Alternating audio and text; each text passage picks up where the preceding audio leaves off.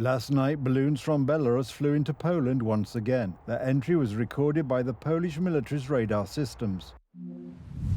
The scale of hybrid warfare incidents from the Belarusian side was significantly smaller compared to previous night. The cooperation between the Polish armed forces and the services responsible for state security allows these services to respond quickly, including seizing objects and detaining persons suspected of these incidents. The flights of the objects were monitored and did not pose a threat to air safety or Polish citizens. The Polish armed forces remain on standby to ensure the security of the airspace. The military points out that they did not pose a threat and, although the fact that no incidents occurred following the arrival of the balloons may sound like good news, the threat to Polish national security remains real. The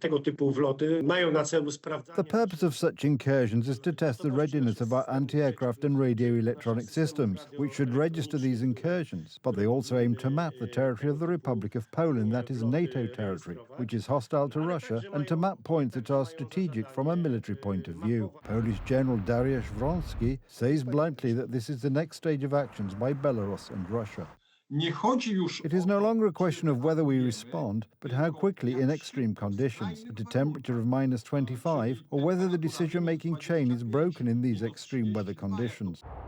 The appearance of balloons is part of hybrid warfare and pressure exerted on Poland's eastern border. However, balloons continue to fly over the border and fall on Polish territory. If Donald Tusk's government is unable to deal with balloons from Belarus today, then I am really concerned about whether they will be able to cope if other objects fly in here to destroy our infrastructure, or even cause chaos by attacking civilians. Last night was not the first time that balloons from across the Belarusian border have flown into Poland. Opposition politicians are calling the response of the Polish authorities delayed. Last week, we had an announcement about the construction of the SAN anti-drone system. However, this system is significantly delayed. It should already be operational, but at the moment we have only an announcement. This means that it will be a long time before the individual components are contracted and can actually defend Polish airspace. Let us also remember that Tusk's government decided to purchase too few batteries for this system, which means that a significant section of the border with Belarus will not be adequately protected.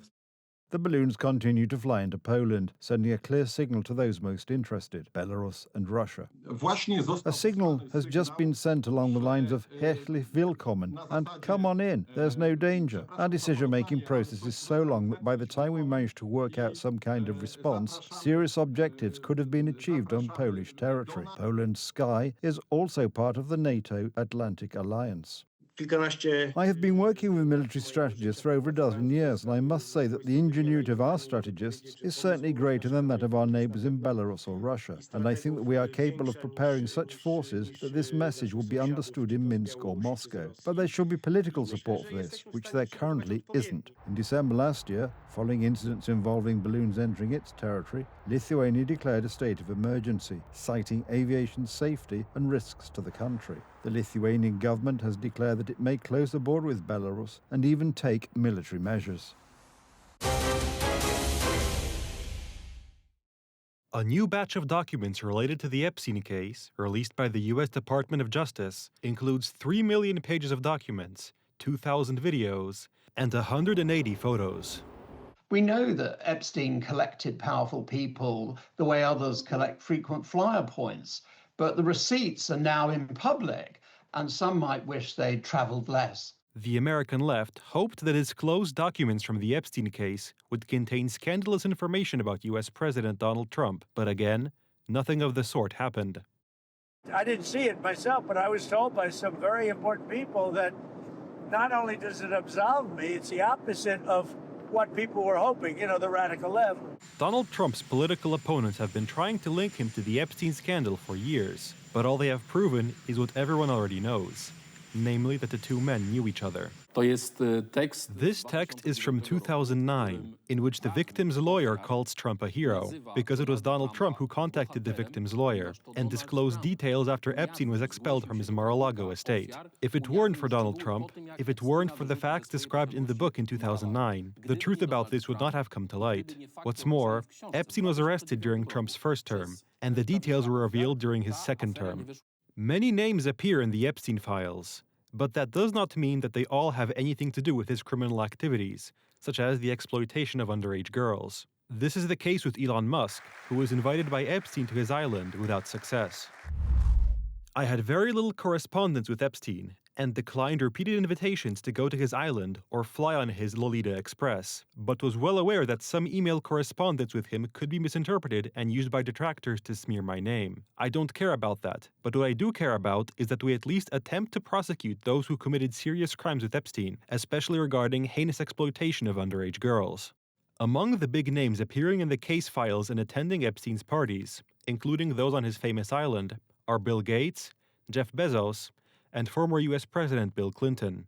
Bill Clinton in particular, although there are many indications he knew Epstein very well and attended his parties, has regularly refused to give official explanations and claims he is being unfairly attacked. The Epstein scandal is an incredible story of detachment, degeneration, and what happens to the super-rich, super-influential establishment that feels it is above all human and divine laws. While the Americans are trying to assign each other responsibility, the scandal is once again affecting public life in the UK and hitting Keir Starmer's left-wing government. Former minister and former ambassador to the United States, Lord Peter Mandelson, has just resigned from the Labour Party after a new batch of documents revealed photos of him in his underwear in Epstein's Paris apartment. The documents also strike yet another blow to a member of the British royal family, former Prince Andrew, who had already lost his title and withdrawn from public life in connection with the Epstein scandal. Well, I think it shows, from the point of view of the palace, they had to do something to separate Andrew from the rest of the family, and the nuclear option was the clearest way of doing it. And, as more comes out, then, you do feel that they have been justified. Many threads in the Epstein case point to his possible connections to intelligence services. The question is, which countries? On the one hand, Epstein had connections to people in the Kremlin, but a new batch of documents reveals Epstein tried to establish closer relations with the Russians, including Vladimir Putin. One of his contacts was Vitaly Churkin, Russia's permanent representative to the UN, who died suddenly in 2017 in New York. To know anything for sure here, we have to wait for some conclusions. For now, it's mostly speculation, based on the fact these materials contain information that Epstein tried to establish relations with Vladimir Putin. One of the emails from September 11, 2011, an anonymous intermediary with whom Epstein was in contact wrote to him, "Spoke with Igor. He said last time you were in Palm Beach, you told him he had an appointment with Putin on September 16th, and that he could book his ticket to Russia to arrive a few days before you." Another email indicates Epstein used a plane previously used by the CIA. Still other documents indicate Epstein provided detailed information about personnel changes in the Kremlin to former Israeli Prime Minister and Defense Minister Ehud Barak, with whom he had a close relationship. Epstein allegedly committed suicide in 2019 in a New York prison cell while awaiting trial. But his character still arouses great emotion and many new questions. The theory known as the Great Replacement, long considered a conspiracy theory of the far right, is now becoming a reality. The Spanish government is legalizing the stay of over 500,000 illegal migrants and announcing that it wants to grant Muslim newcomers the right to vote. The right wing is sounding the alarm, as this would inevitably lead to an increase in crime and economic collapse in Western Europe. All the while, Brussels is keeping quiet. European Commissioner for Home Affairs and Migration Magnus Brunner has stated that the legalization of hundreds of thousands of migrants who will be able to move freely within the EU and receive social assistance in any EU country is the exclusive competence of the member states and a matter in which Brussels has no say or power. Ceuta, a Spanish autonomous enclave on the Moroccan territory. Located on the African promontory, it has guarded the Strait of Gibraltar since ancient times. According to internet users, in recent days more and more Muslims have been storming the borders here. The tsunami is going to be thundering. It will collapse all public services in Spain and create a wave of rape and unprecedented crime in Spain and Europe. Pedro Sanchez must be tried by European courts for these crimes and replacement ideas. This concerns the decision of the left-wing Spanish government to expedite the legalization of more than 500,000 illegal migrants. Spain is in the hands of a completely criminal, corrupt government, a government that has taken this initiative to legal 500,000, 600,000, 700,000 illegal migrants. In fact, even the government itself does not know how many there actually are. They want to grant these illegal migrants legal residence in Europe. People of unknown origin and unknown criminal past, after obtaining such a permit, will be able to move freely throughout the European Union. Polish MEP Dominik Tarczyński commented on the matter. Who gives the European Commission its majority in the European Parliament now? The Spanish left. We are the last places in Europe that are keeping an eye on this group and preventing them from further besieging Europe, because at this point, this is a siege. Left-wing politicians openly admit that they want these legalized migrants of unknown origin to be given the right to vote as soon as possible. Of course we want you to vote. We have already achieved legalization and now we will get you citizenship or change the law so that you can vote. I hope we can put the theory of exchange into practice. I hope we can cleanse this country of racists with the help of immigrants and working people. The so-called Great Replacement was called a far-right conspiracy theory for a long time. In fact, it can be said that the left in Spain is already buying votes because these illegal migrants are very likely to vote for them in the future. Most of them receive Spanish citizenship without even speaking Spanish, and then they receive the right to vote. And that right to vote comes with money and a range of privileges that they know will be taken away if another party wins. There have always been many migrants in Spain. Most of the immigrants in our country come from Latin America. They speak Spanish, are Catholic, and identify with the culture we have here in Spain. This migration goes back decades. They have really been living here for a long time. Some families are already in their third or fourth generation, and these children are more Spanish than foreign. Now, however, the situation is completely different. In big cities, for example in Madrid, where I live, some neighborhoods in the center have turned into real ghettos.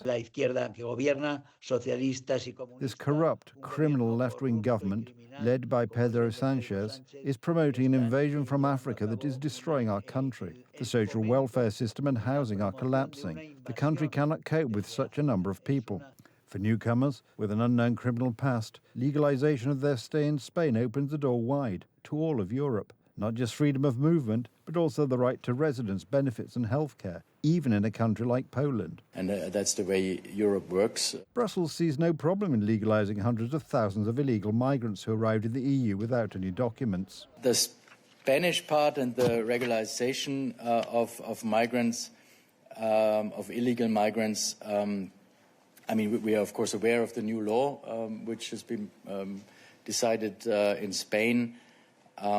And decisions and policies also.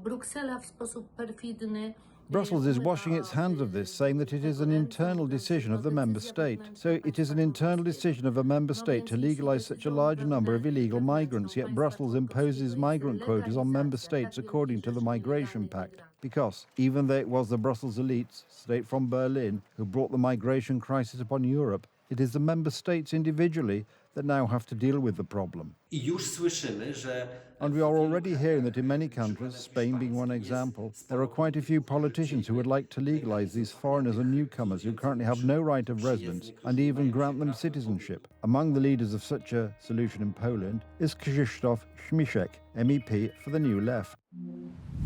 I see that the extreme right is furious because Spain has regulated the status of 500,000 migrants. They fear some imaginary great replacement. They are always afraid of something. In Poland, too, the time has come for a serious conversation about the broader inclusion of migrants in social and political life. When asked about the matter, the leader of the party and Speaker of Parliament, Włodzimierz Czarzasty, claimed not to have heard of Krzysztof Śmiszek's statement. It's hard to imagine that 1.5 million Ukrainians are not integrated into society. They are in our schools. They benefit from our care. I'm not familiar with this statement.